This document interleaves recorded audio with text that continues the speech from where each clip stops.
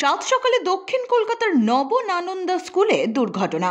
School ভবনের ওপর থেকে কাঁচ ভেঙে পড়ে, তাতে রীতিমতো আহত হয়েছে নবম শ্রেণীর দুই ছাত্র। দুর্ঘটনার পর গোটা স্কুল জুড়ে হুলস্থুল পড়ে যায়। স্কুলের রক্ষণাবেক্ষণ নিয়ে প্রশ্ন তোলেন কেউ কেউ।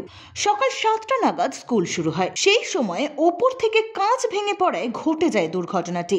জখম দুই ছাত্রকে তড়িঘড়ি নিয়ে যাওয়া হয় হাসপাতালে। দুর্ঘটনার পর আতঙ্কিত হয়ে পড়েন অভিভাবকরা। সূত্রের খবর, দুই ছাত্রের মধ্যে একজনের আঘাত গুরুতর, দুজনকেই বেসরকারি হাসপাতালে নিয়ে যাওয়া হয়েছে। আতঙ্কিত অভিভাবকেরা স্কুলে বিক্ষোভ দেখাতে শুরু করেন। অভিযোগ, অভিভাবকদের কাছ থেকে ফি নেওয়া হলেও অ্যাম্বুলেন্স পরিষেবা মেলে না। অভিভাবকরাই পড়ুয়াদের হাসপাতালে নিয়ে যান। স্কুলের তরফে যোগাযোগ ও পরিকাঠামোর সমস্যাও রয়েছে বলে অভিযোগ করেন বিক্ষোভরত অভিভাবকরা।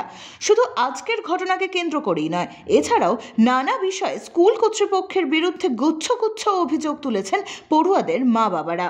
অভিভাবকদের বিক্ষোভে উত্তেজনা ছড়ায় স্কুলে। পরিস্থিতি সামাল দিতে সেখানে যায় টালিগঞ্জ থানার পুলিশ।